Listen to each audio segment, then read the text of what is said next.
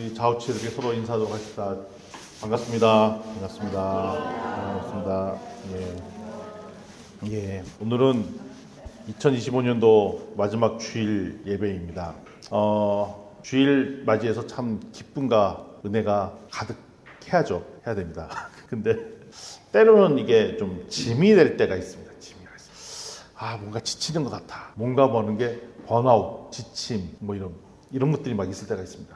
그러면 우리가 예수님을 동행하면 참 기쁘다고 해야 되는데, 아니 어떻게 주일날 오는 것도 이렇게 피곤하다라고 느낄 때가 있습니다. 신앙이 왜 이렇게 짐이 되었을까요? 분명히 예수님은 그렇게 말씀하셨죠. 예수님을 믿으면 자유를 얻는다. 근데 자유롭지 않고 뭔가 매여있는 듯한 느낌이 있습니다. 신앙생활을 하면 할수록 이 부담감, 짐처럼 느껴지고, 기도, 예배, 봉사, 막 이게 설레는 게 아니라, 뭔가 해쳐야 될 숙제처럼 막 느껴질 때가 있습니다. 게다가 우리 목사님께서 최근에 그 심플리 루트잖아요. 신난다, 이거 하면 즐겁겠다라고 해야 되는데, 숙제가 하나 더 느는구나 라고 생각할 수도 있습니다. 저만 그렇게 생각할 수, 다 그럴 수도 있습니다. 그래서 오늘은 이 질문 앞에 좀 정직하게 한번 서보려고 합니다. 문제는 내 열심이 부족해서인가? 아니면 내가 뭔가 신앙생활하는 이 방식에 뭔가 문제가 있는 것인가? 오늘 히브리서 8장은 이거에 대한 답이 내려졌어요. 새 언약을 맺어라 라고 답을 내리고 있습니다. 지금 방금 일어났던 일들은 좀 빙산의 일각 같은 거예요. 그러니까 겉모습이고, 북극에 가보면 빙산이 있는데 빙산 위에는 10%만 나와 있고 90%는 물 밑에 있습니다. 그러니까 우리는 나타난 겉 현상만 보지 말고 깊은 내면의 문제들이 있는데, 오늘 그 문제도 한번 살펴보도록 하겠습니다. 왜 우리는 신앙이 자꾸 지치는가? 그 원인을 한번 살펴보려고 합니다. 먼저 수면 위의 현상들을 한번 보려고 해요. 기쁨이 사라진 신앙생활이죠. 예배를 드리지만 분명히 예배를 드리고 예수님을 만나면 회복이 된다고 했는데, 회복은 빨리 집에 가서 한숨 자야 회복이 되는, 교회에서 회복이 되는 게 아니라 집에 가야 회복이 되는, 왜 이런 일이 생기는 걸까? 그럼 봉사는 하지만 이 감사보다는 이 부담이 막 올 때가 있습니다. 신앙활동의 목적이 아니라 하나의 관계가 아닌 책임 완수. 이제 저희가 직분을 막 맡잖아요. 직분을 맡으면 뭔가 또 책임을 져야 되는 그런 부담감이 됩니다. 이렇죠.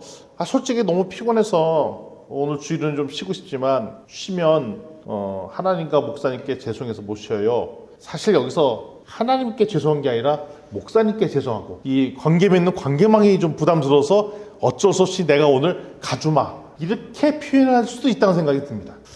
왜 이런 일이 생겼을까요? 이거는 출발점이, 내 이 실행생활은 내가 책임져야 된다는 전제가 우리한테 깔려있어요. 내가 그래도 사회적 지위와 체면이 있지, 내가 이렇게 좀 성실한 모습을 보여야 되는 게 우리의 모습 아니야 라고 생각할 수가 있다는 겁니다. 근데 눈에 보이지 않는 이 수면 아래에는 열심히 하나 탈진, 자책, 이것이 쳇바퀴 돌듯이 돕니다. 이런 패턴이 있어요.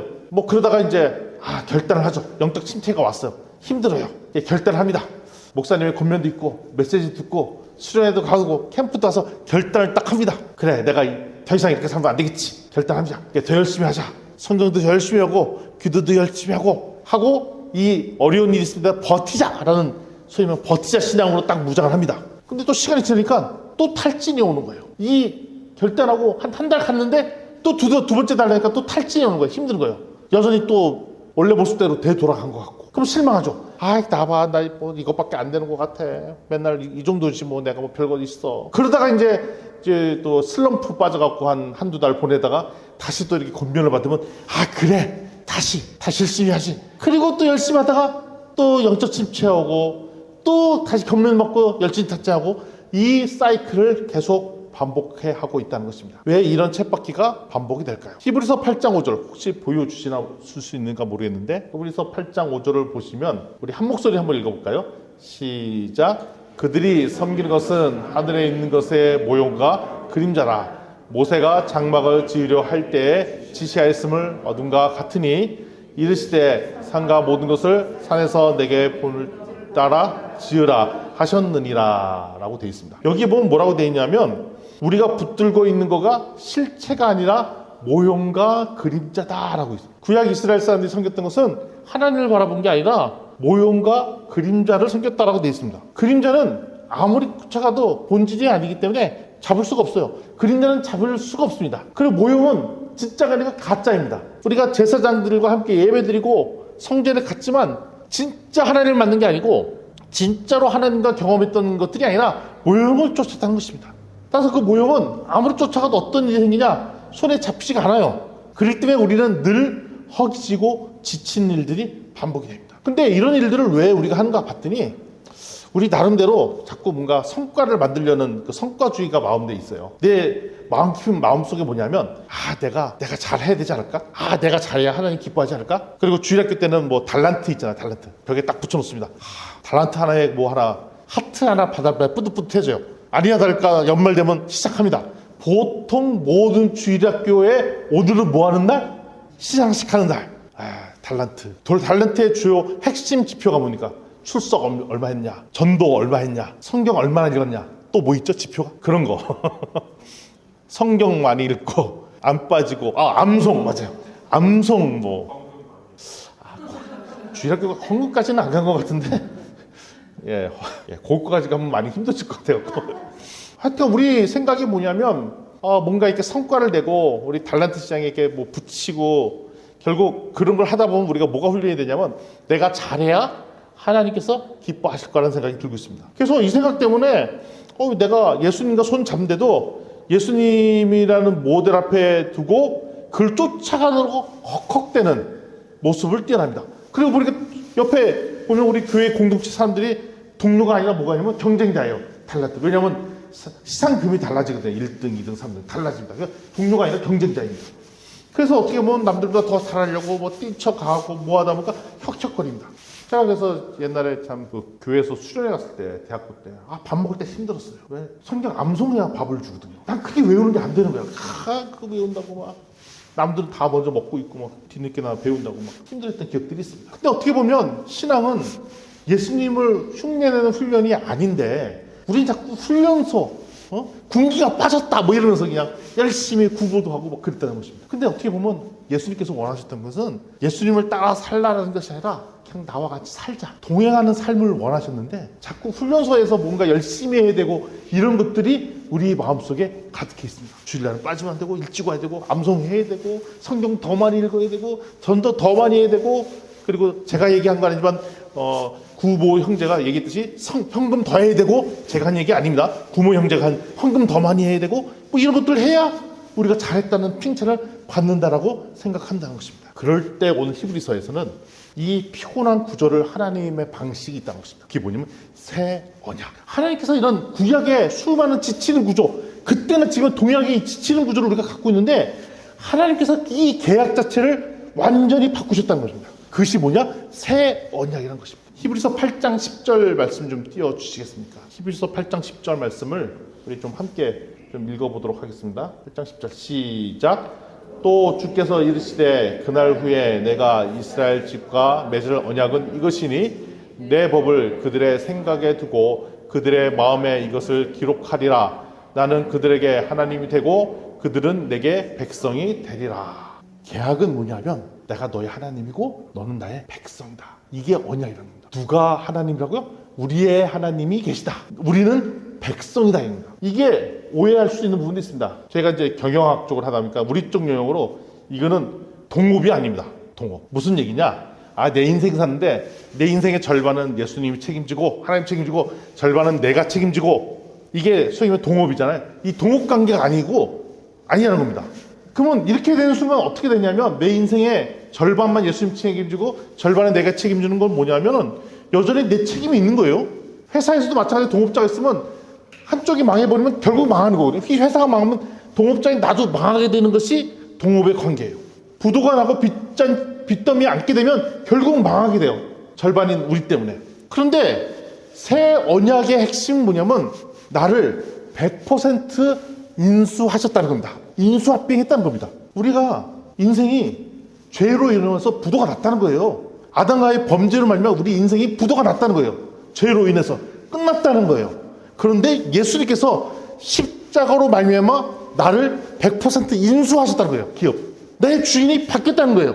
그러니까 이런 거죠. 우리가 부도가 났는데 예수님께서 너 부도 났잖아. 인생 망했잖아. 내가 너의 인생을 살려고 하는데 너 어때? 이게 예수님을 받아들인다는 행위라는 거죠. 그럼 그 순간 어떻게 되냐? 내 인생의 내 주인이 누구로 바뀌냐? 내 주인장이? 어려운 질문 안 드립니다. 내 주인이 누구로 바뀐다고요? 예수님이 바뀌는 거죠. 100%. 그럼 뭐냐면 회사도 그런 일이 생기면 회사의 소유주, 경영권, 부채에 대한 책임은 다 오너가 지는 것인데 이 오너가 예수님이라는 것입니다. 나는 내 주인은 내가 아니라는 것이죠. 그러면 야, 주인 따르니까 나는 이제 놀고 먹어도 된다가 아니죠. 난 누구 말을 잘 들어야 됩니까? 주인의 말을 잘 들어야죠. 이런 데가 있어요.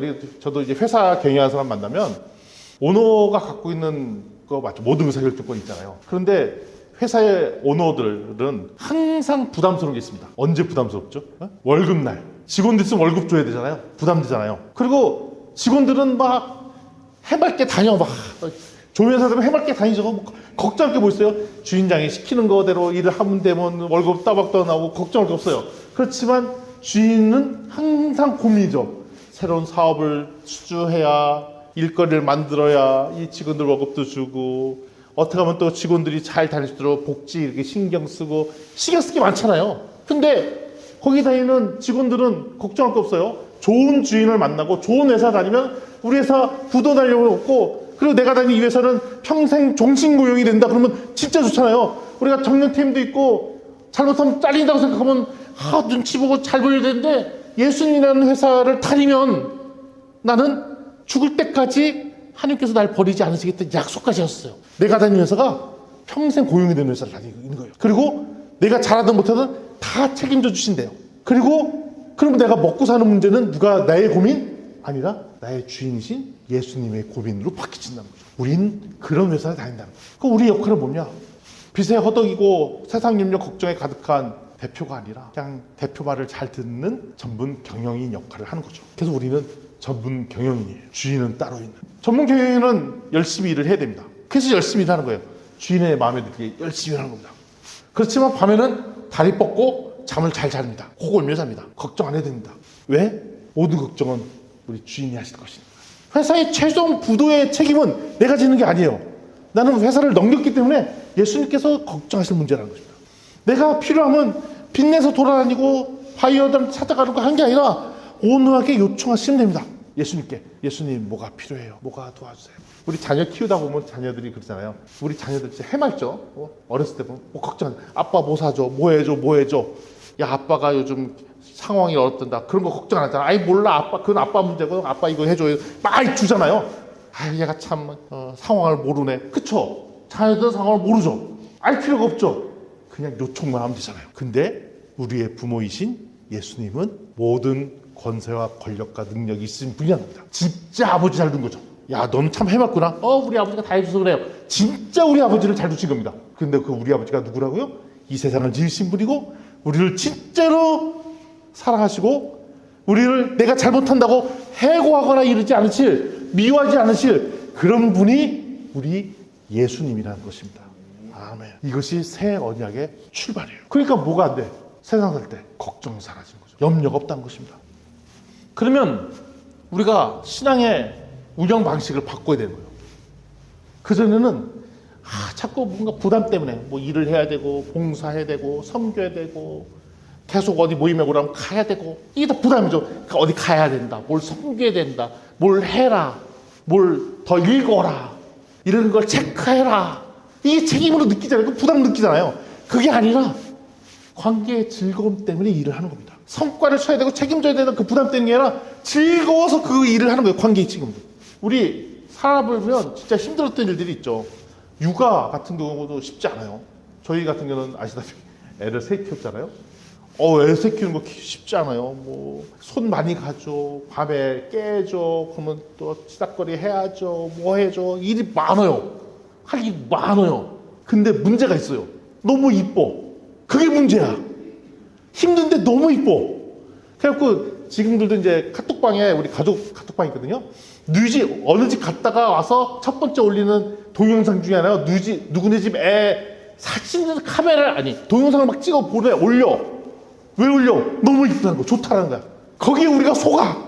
육아하고 기저귀 빨고 뭐하고 우유 먹이고 다 힘들고 땡깡 부르고 받아주는데 문제가 있어.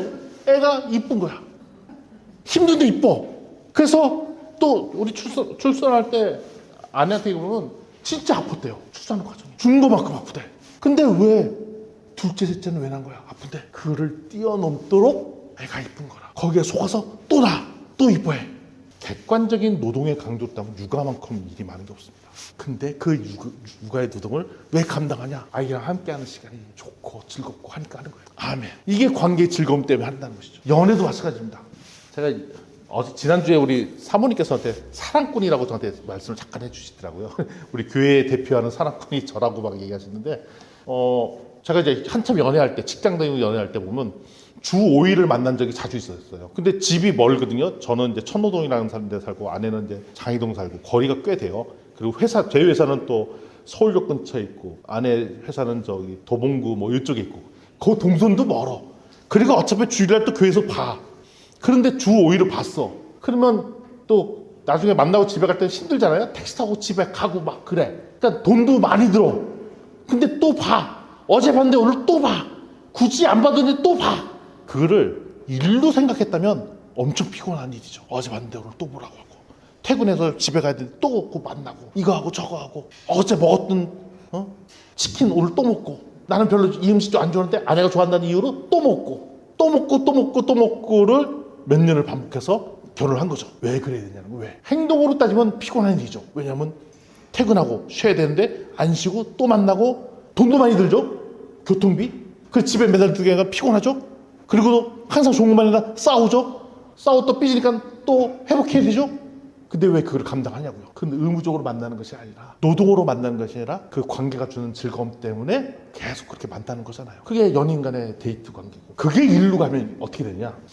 성과를 위해서 일을 한다면 그 다음부터 피곤하죠. 내가 만약에 식당을 합니다. 손님이 오고 가고 일하는 게 피곤하죠. 근데 그 관계의 생각을 바꿔서, 야, 우리의 음식을 먹고 우리 기뻐하시는 손님을 보고 즐거워하고, 좋은 평가에 댓글을 남기면 그것 때문에 감사하고, 우리의 서비스를 또 즐거워해서 기뻐하시는 그 모습들 때문에 또 감동하고. 그러면 일이 부담감 때문에 일을 하는 것이 아니라, 손님이 오셔서 나를 찾아주고 그걸 기쁨이 넘치는 그것 때문에 일을 하게 된다면, 내가 하고 있는 그 노동이 노동으로 들어온 게 아니라 기쁨으로 바뀐다는 것입니다. 어떻게 보면 현실은 똑같아요. 근데 주인이 바뀌면 어떤 일이 생기냐?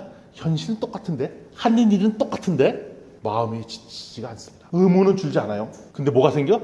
에너지가 생겨요. 열정이 생겨요. 신앙생활도 이렇다는 겁니다. 예수 그리스도를 100% 나의 주인으로 만들면 그 사랑 때문에 뭐가 생겨? 열정과 에너지가 생겨서 교회에 오는 일, 교회에서 봉사하는 일, 사람 만나는 일, 대화 나누는 일이 부담감이 아니라 즐거움이 바뀌는 거죠. 위클리 루트를, 야, 우리 목사님 저거 안 해주면 삐칠까봐 내가 진짜 목사님 때문에 한다라는 게 아니라, 오늘은 도대체 무슨 말씀을 주셔서 나를 기쁘게 하실까라는 그 잔재미를 기대하면서 체크하고 이러면은 자세가 100% 달라져요.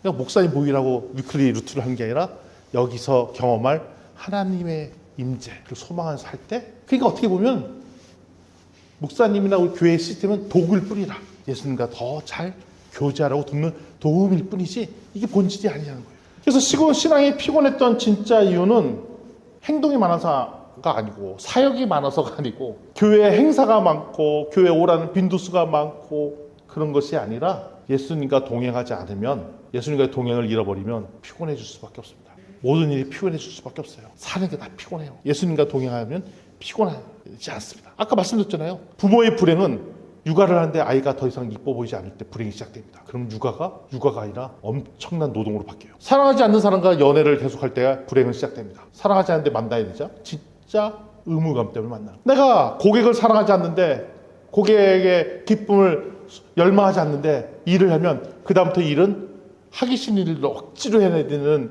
진짜 내가 먹고 사는 것 때문에 하지, 내가 당장에 돈 있으면 내가 때려치고 싶다, 이렇게 바뀌게 된다는 것입니다. 행동이 더 이상 짐이 아닐 때 우리의 삶들은 바뀐다는 거죠. 히브리서 8장 12절 말씀 좀 펴주십시오. 히브리서 8장 12절 말씀 함께 읽겠습니다. 내가 그들의 불의를 긍휼히 여기고 그들의 죄를 다시 기억하지 아니하리라 하셨느니라. 아멘. 이게 뭐냐면, 예수님과 동행을 하기 시작하면은 내가 수많은 실수를 할 수 있죠. 잘못을 할 수 있습니다. 근데 예수님께서 그를 기억하지 않겠다. 내가 실수를 한다 하더라도 동행이 끊어지지 않는다라는 보증숲을 주신답니다. 오해를 하지 마십시오. 그러면 예수님 믿고 나서는 잘못된 짓을 많이 해도 된다는 게 아니라, 그것 때문에 예수님과의 관계가 끊어지지 않는다는 걸 얘기하는 것입니다. 그전에는 뭔가 평가를 받으려고 열심히 했어요. 행동하고 평가하고 불안하고 내가 잘못하면 어떡하지? 남들이 기대하는 게 있는데 내가 기대함 때문에 이거 오고 기대함 때문에 뭘 하고 행동하는 남들의 시선 때문에 했는데 그것이 아니라 내가 잘 못할 수 있어요. 그것이 아니라 예수님과 동행하러 하는 행동이기 때문에 기뻐서 이 일을 하게 되면 그 다음부터는 뭘로 바뀌냐? 교회 오고 예배 참석하고 성경을 읽고 기도하고 이런 것들이 노동으로 하는 것이 아니라 기뻐서 하는 감사로 바뀐다는 것입니다. 사랑하는 연인과 여행을 떠나면 그 길이 멀어도 행복하죠. 제가 잘 못하는 게 전 진짜 목적지향적 삶을 많이 살거든요. 한때 제가 뭐 다이어트 하다고 지리산 엄청나게 다녔어요. 지리산 8시간 내에 끊겠다고 시작해서 아침 새벽부터 올라가서 내려오고 성공했다. 근데 제일 황당한 거는 올라갔잖아요. 올라갔으면 이제 돌아봐야 되냐. 야, 다 봤지, 가자. 꼭대기 올랐으면 그 풍경을 즐기게 되냐. 풍경 즐길 여유가 없어. 빨리 가야 돼. 내려가야 돼. 내려가고 보니까 누가 그래. 오다가 그 꽃나무를 보셨나요? 나 본 적 없어. 그게 볼 새가 어딨어. 빨리 올라가야 되는데. 올라가서 광경을 즐겼네? 그 즐길 틈이 없어. 빨리 내려갔는데. 왜 그러냐고.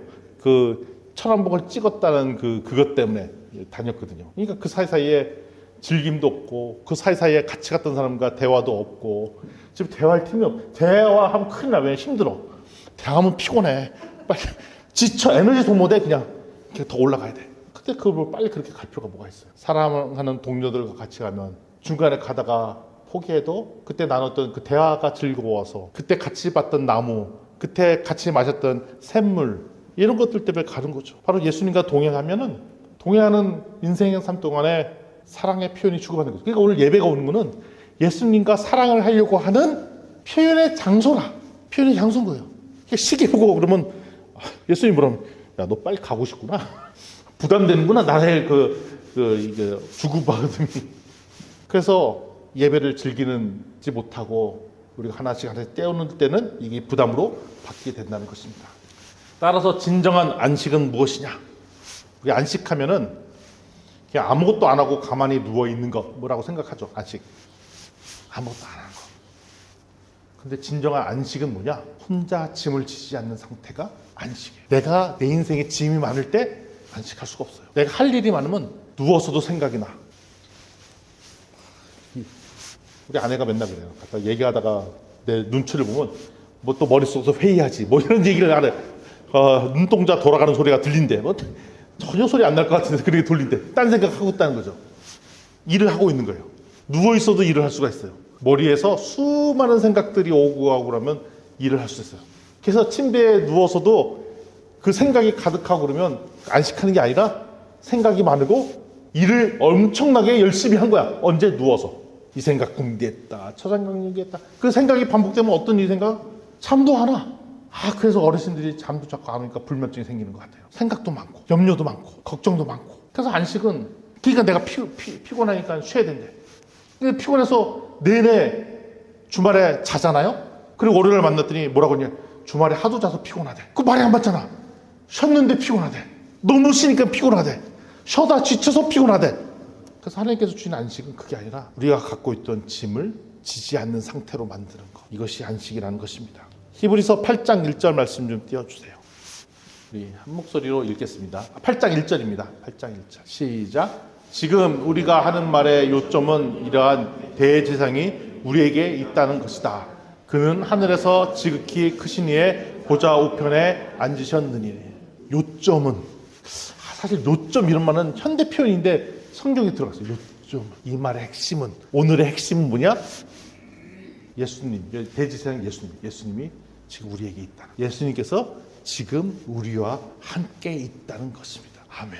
누가 있으시다고요? 지금 예수님이 우리와 함께 있다는 것입니다. 안식은 내가 갖고 있는 모든 짐을 예수님께 드릴 때 찾아온다는 거죠. 지금 내 옆에 계신 예수님과 모든 것을 동행할 때 내가 참 안식을 누릴 수 있다는 것입니다. 아멘. 그래서 우리의 고백을 이제 바꿨으면 좋겠습니다. 이전의 고백은 열심히 하겠습니다.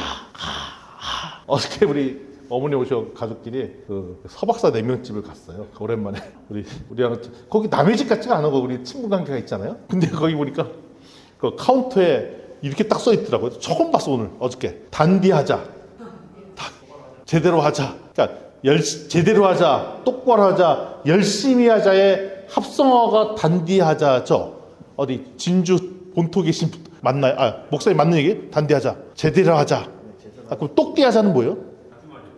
똑하네. 열심히 하자, 방해하자.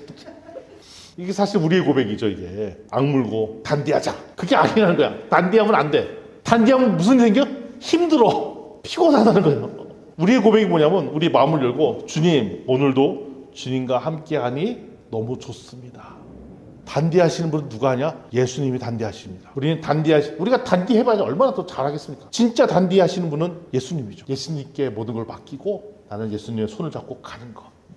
이 고백이 우리를 참된 안식으로 임하게 할 것입니다. 아멘. 좌우지체들에게 이 권면했으면 좋겠습니다. 예수님은 단디하십니다. 예수님께 모든 걸 맡깁시다. 참된 안식을 누립시다. 아멘. 아멘.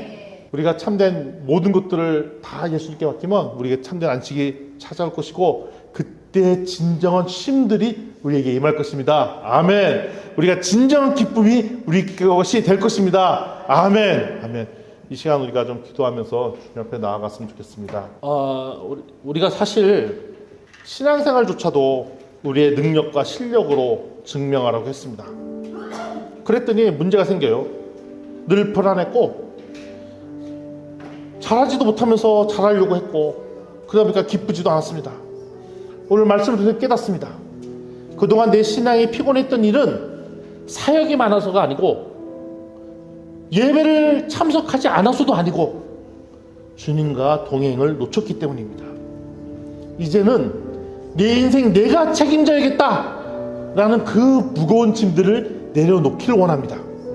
대신 대제사장으로 지금 이 자리에 있다라고 선언하신 예수 그리스도의 손을 잡았으면 좋겠습니다. 주님과의 동행만이 참 기쁨을 우리에게 주실 것입니다. 우리의 삶에 항상 주님과 동행하기에 날마다 축제인 그 기적을 맛보길 원합니다. 우리의 영원한 동행자이신 예수 그리스도를 내 동료, 내 주인으로 모시고 살길 원한다는 고백이 우리의 고백이었으면 좋겠습니다. 우리 함께 기도하며 나갔으면 좋겠습니다.